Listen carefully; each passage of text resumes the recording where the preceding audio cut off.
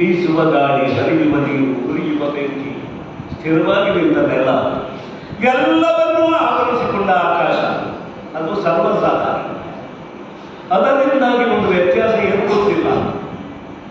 ಈಗ ತ್ರೈವರ್ಣಿಕರಲ್ಲಿ ಚಾತುರ್ವರ್ಣಿಕರಲ್ಲಿ ಅಂತಹ ಮಾನವನ ಒಂದು ಭೇದ ಸೃಷ್ಟಿಯಾಗುವುದಾದ್ರೆ ಹೊರಗಿನಿಂದ ಬಂತು ಅಂತ ನಿನ್ನ ವಿಚಾರ ಬಂದಿಲ್ಲ.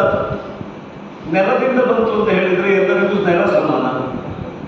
ಜಲದಿಂದ ಬಂತು ಅಂತ ನಿರೂಪಿಸುವರೆ ಎಲ್ಲರೂ ಕುಡಿಯುವ ಜಲ ಒಂದೇ. ಅಗ್ನಿಯಿಂದ ಬಂತು ಅಂತ ನಾವು ನಿರ್ಣಯ ಮಾಡೋದಾದ್ರೆ ಎಲ್ಲರೂ ಜೀವನಕ್ಕೆ ಬಳಸಿಕೊಳ್ಳುವ ಅಗ್ನಿ ಒಂದೇ, ಹೌದಾ? ಬೀಸುವ ಗಾಳಿ ಒಂದೇ, ಆವರಿಸಿದ ಆಕಾಶ ಒಂದೇ. ಪಂಚಭೂತಗಳು ಒಂದಾಗಿ ಒಂದೇ ರೀತಿಯಾಗಿ ಎಲ್ಲ ಜೀವಿಗಳ ಜೀವನಕ್ಕೆ ಆಧಾರ ಆಗಿರುವಾಗ ಜೀವಿಗಳಲ್ಲಿ ಭೇದ ಬರುತ್ತೆ. ಆ ಪ್ರತ್ಯೇಕವಾದ ವರ್ಣ ಹೇಗೆ ಗುರುತಿಗೆ ಬಂತು? ಬಹಳ ಸರಿಯಾದ ಪ್ರಶ್ನೆ, ಬಹಳ ಚೆನ್ನಾಗಿ ಕೇಳಿದೆ ಪ್ರಶ್ನೆ. ಪ್ರತಿಯೊಂದು ವರ್ಣದ ಪ್ರತ್ಯೇಕವು ಇದೇ 5ರಿಂದ ಆಗೋದು ಅಂತಾದ್ರೆ ಈ ವರ್ಣಗಳು 5 ಯಾಕೆ ಆಯ್ತು? ಒಂದೇ ಆಗೋದಿಲ್ವ? ಒಂದೇ ಆಗೋದಿಲ್ಲ. ಈಗ ನಿನ್ನ ಮಾತನ್ನು ಇಟ್ಕೊಂಡು ವಿಚಾರ ಮಾಡಿ ನೋಡು. ಈಗ ನೀನು ಆಲೋಚನೆಯ ಮಾರ್ಗದಲ್ಲಿ ನಮ್ಮ ಹತ್ತಿರ ಬಂದಿ ಅಂತ, ಆದ್ದರಿಂದಲೇ ಅದರಲ್ಲ ಪೂರ್ವಕವಾಗಿ ನಿಮಗೆ ಉತ್ತರ ಕೊಡುವುದು. ಜೀವಿಗಳ ಭೇದವೆಂಬುದು ಹೊರಗಡೆಯಿಂದ ಆದದ್ದಲ್ಲ, ಪಂಚಭೂತಗಳಿಂದ ಆದದ್ದಲ್ಲ. ನೋಡು, ವಿಚಾರ ಮಾಡುವ. ಪಂಚಭೂತಗಳೇ ಎಲ್ಲ ಜೀವಿಗಳ ದೇಹೋತ್ಪತ್ತಿಗೆ ಕಾರಣ ಅಂತ ಆದರೆ ಇಷ್ಟು ವಿವಿಧವಾದ ಜೀವಿಗಳೇ ಆಗ್ಬೋದು.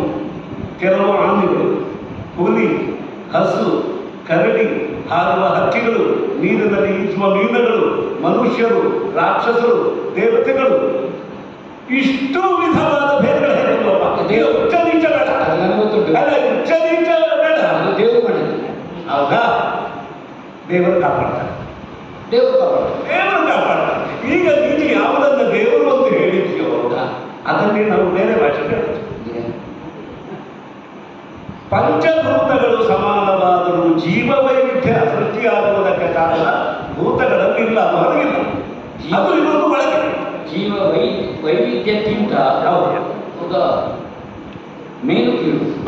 ಅದು ಆಮೇಲೆ ಮೊದಲು ವೈವಿಧ್ಯ ಸೃಷ್ಟಿಯಾಗುವುದಿಲ್ಲ. ಅದು ಈ ವೈವಿಧ್ಯ ಸೃಷ್ಟಿಯಾಗುವುದಕ್ಕೆ ಕಾರಣವಾದದ್ದು ಕರ್ಮ. ಈಗ ಅದಕ್ಕೆ ಕರ್ಮ ಅನ್ನೋದಿರೋದ ಕೆಲಸ. ಇದು ಎಲ್ಲರ ಕ್ರಿಯೆಯೂ ಕರ್ಮ. ಶ್ವಾಸ ವಿಶ್ವಾಸಗಳನ್ನು ಮಾಡ್ತೇವೆ, ಅದರಿಂದ ನಾವು ಬದುಕುಳಿತೇವೆ.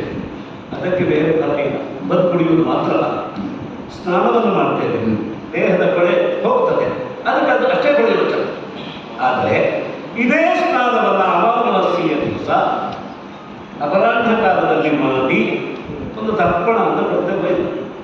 ಅದಕ್ಕೆ ಪುಣ್ಯ ಉಂಟು, ಪಾಪ ಉಂಟು. ಅಂತಹ ಪುಣ್ಯ ಪಾಪಗಳಿಗೆ ಕಾರಣವಾದ ಕರ್ಮ, ನಾವು ಅದನ್ನು ಮಾತ್ರ ಕರ್ಮ ಅಂತ ಹೇಳ್ತೇವೆ. ಹೀಗೆ ಯೋಚನೆ ಮಾಡಿದರೆ ಉಳಿದ ಪ್ರಾಣಿಗಳಿಗೆ ಕರ್ಮ ಇಲ್ಲ. ಸಂಕಲ್ಪಪೂರ್ವಕವಾಗಿ ಈ ಉದ್ದೇಶಕ್ಕೆ ನಾವು ಹೀಗೆ ಮಾಡ್ತೇವೆ ಅಂತ ತೊಡಗುವ ಮನುಷ್ಯ ಮಾತ್ರ.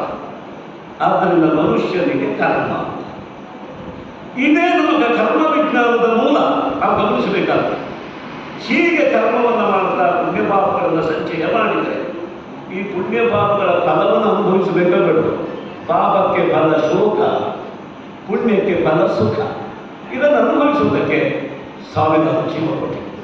84 ಲಕ್ಷ ಜೀವ ಯೋನಿಗಳು ಆ ಬ್ರಹ್ಮನಿರ್ಮಿತ. ನೀನು ದೇವರು ಹೇಳಿದೆಯಲ್ಲ, ದೇವರ ಆಟ ಅಲ್ಲ, ದೇವರ ಆಟ. ದೇವರೇ ನಿರ್ಮಾಣ ಮಾಡಿ 84 ಲಕ್ಷ ಜೀವ ಯೋನಿಗಳನ್ನ ಆ ವೈವಿಧ್ಯವನ್ನು ಸೃಷ್ಟಿ ಮಾಡಿದ. ಕೆಲವು ಕರ್ಮಗಳನ್ನು ಮನುಷ್ಯನಾಗಿ ಮಾಡಿದ್ದ. ಮನುಷ್ಯರು ಜೀವನದಲ್ಲಿ ತೀರದೇ ಇದ್ದಾಗ ಮೀನಾಗಿ ಹುಟ್ಟಿದ, ಹಾವಾಗಿ ಹುಟ್ಟಿದ, ಹಕ್ಕಿಯಾಗಿ ಹಾರಿದ, ಹುಲಿಯಾಗಿ ಚಿಗಿದ, ಹಸುವಾಗಿ ಓಡಿದ, ಮೃಗವಾಗಿ ಅಡಗಿದ, ಎಲ್ಲ ಇದು ಮುಗಿದ ಮೇಲೆ ಮತ್ತೆ ಮಾನವ ಜನ್ಮ. ಈ ಮಾನವ ಜನ್ಮ ಬಂದಾಗ ಮತ್ತೆ ಕರ್ಮ. ಈಗ ಯಾರು ಯಾವ ಕರ್ಮವನ್ನು ಮಾಡಬೇಕು, ಯಾವ ಕರ್ಮವನ್ನು ಮಾಡಬಾರದು ಎನ್ನುವುದಕ್ಕೆ ಆ ದೇವರೇ ಒಂದು ಶಾಸ್ತ್ರ ಮಾಡ್ತಾರೆ. ಶ್ರುತಿ ಸ್ಮೃತಿ ಮಮೈವಾಜ್ಞ ಅಂತೇ ಆಗ್ತೈತೆ. ಒಂದು ಶ್ರುತಿ ವೇದಗಳು, ಅದನ್ನು ಅನುಸರಿಸಿದ ಸ್ಮೃತಿ, ಆ ಸ್ಮೃತಿಗಳಿಗೆ ಅನುಗುಣವಾಗಿ ಇದನ್ನ ಆಚರಣೆ ಮಾಡಬೇಕು. ಈ ವೇದ ವಾಂಗ್ಮಯವನ್ನು ಉಳಿಸಬೇಕು. ನಿಮಗೆ ಗೊತ್ತಾಗ್ತದೆ, ಗಮನಿಸಿ. ಆ ವಾಂಗ್ಮಯವನ್ನು ಉಳಿಸಬೇಕು, ಅದು ಹೇಳುವ ಕೆಲಸವನ್ನು ಮಾಡಬೇಕು. ಅದಕ್ಕಾಗಿ ವಾಂಗ್ಮಯವನ್ನು ಉಳಿಸುವುದಕ್ಕೆ ತ್ರೈವರ್ಣಿಕರ ಸೃಷ್ಟಿ, ಅದು ಹೇಳಿದ ಕರ್ಮಗಳನ್ನು ಮಾಡುವುದಕ್ಕೆ ಚತುರ್ವರ್ಣ ಅಲ್ಲ. ಈಗ ನಿಮಗೊಂದು ಸೌಕರ್ಯ ಏನು ಅಂದರೆ ನೀವು ಮಾನವೀಯ ಉಳಿಸ್ಲಿಕ್ಕೆ ಉಪನಯನ ಮಾಡ್ಕೊಳ್ಬೇಕು ಕೊಡಿಲ್ಲ, 3 ಹೊತ್ತು ಸ್ನಾನ ಮಾಡಬೇಕು ಕೊಡಿಲ್ಲ, ಮೂಗು ಮುಚ್ಚಿ ಕುತ್ಕೊಂಡು ಜಪ ಮಾಡಬೇಕು ಕೊಡಿಲ್ಲ. ನೀವು ಇಡೀ ದಿವಸ ಬೇಟೆ ಹಾಕೋದು, ಬಡಿದದ್ದು, ಬಡಿಯೋದು, ಬಟ್ಟೆ ತುಂಬ ತಿನ್ನೋದು, ಕುಡಿಯೋದು, ಮಲಗೋದು ಮಾಡಿದ್ರು ತೊಂದರೆ ಇಲ್ಲ. ಈ ಡ್ರೈವರ್ಗಳ ಸೇವೆ ಕೂಡ ಮಾಡಿದ್ರು ಸಾಕು, ನಿಮಗೆ ಒಳ್ಳೆ ಗುರುಗಳೇ, ಹೌದಾ? ಸ್ನಾನ ಮಾಡುವುದು ನಮ್ಮ ಮೈಯ ವಾಸನೆ ನಮ್ಮ ಮೂಗಿಗೆ ಬರುವುದು. ಸರಿ, ಒಂದು ಪ್ರಶ್ನೆ ಉಂಟು, ಮತ್ತೆ ಪ್ರಶ್ನೆ ಇಲ್ಲ. ಈಗ 84 ಲಕ್ಷ ಹೇಳಿದ್ದೀವಿ ನೀವು, ಹೌದು, ವರ್ಗಗಳು, ಜೀವ ಜೋಡಿಗಳು. ಈಗ ಮೀನಾಗಿದ್ದದ್ದು ಕಪ್ಪೆ ಆಗ್ಬೋದಾ? ಇನ್ನೊಂದ್ಸಲ ಅದು ಮೀನಾಗೆ ಕಪ್ಪೆ ಆಗೋದಿಲ್ಲ, ಅಲ್ಲ, ಮೀನೇ ಕಪ್ಪೆ ಆಗೋದಿಲ್ಲ, ಅದು ಮೀನಾಗಿದ್ದವರು ಕಪ್ಪೆ ಮುಂದಿನ ಸಲ ಅವರ ಕಪ್ಪೆ ಆಗ್ಬೋದು. ಈಗ ಕಪ್ಪೆ ಆಗಿದ್ದದ್ದು ಹಾವಾಗ್ಬೋದಾ? ಆಗ್ಬೋದು, ಮತ್ತೊಂದ್ಸಲ ಮತ್ತೊಂದ್ಸರಿ ಇನ್ನು ಎಲ್ಲಿಯೋ ಒಂದು ಸಲ ಮನುಷ್ಯನಾಗ್ಬೋದಾ? ಆಗ್ಬೋದು, ಆಗ್ಬೋದು, ಆಗ್ಬೇಕಾಗ್ತದೆ. ಈ ವೃತ್ತದಲ್ಲಿ ಬರುವ ಈ ಕರ್ಮದಿಂದ ಮನುಷ್ಯ ಗುರುಗಳೇ. ಹಾಗಾದ್ರೆ ಮೀನು ಮೀನಾದಲ್ಲಿಯೇ ಮುಗಿಲಿಲ್ಲ. ಮುಗಿಲಿಲ್ಲ. ಇನ್ನೊಂದು, ಈ ವರ್ಣೋತ್ತಮತ್ವ ಸಾಧಿಸಲಿಕ್ಕಾಗುವುದಿಲ್ಲ ಗುರುಗಳೇ ಉಪದೇಶದಿಂದ ಅಲ್ಲ? ಸರಿ, ಆಗ್ತದ?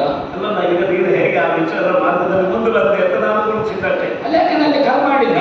ಆಗ ನೀವು ಹೇಳಿದ್ರಿ ತರ್ಪಣ ಬಿಡುವಾಗ ಪುಣ್ಯ ಪಾಪ ಉಂಟು. ಈಗ ಮತ್ಸ್ಯಕ್ಕೆ ಯಾವ ತರ್ಪಣ? ಅದೇನಿಲ್ಲ, ನೀರು ಕುಡಿದ್ರು ಪುಣ್ಯ ಇಲ್ಲ, ಸ್ನಾನ ಮಾಡಿದ್ರು ಅಥವಾ ಮತ್ಸ್ಯ ಬಹಿರ್ದೇಶ ಮಾಡಿದ್ದು ಅಂತ ನೀರು ನಿಷೇಧವೂ ಅಲ್ಲ. ಅಲ್ಲ, ಏನಿಲ್ಲ, ಅದ್ರ ಪಾಪ ಇಲ್ಲ, ಅದುವೇ ಪಾಪ.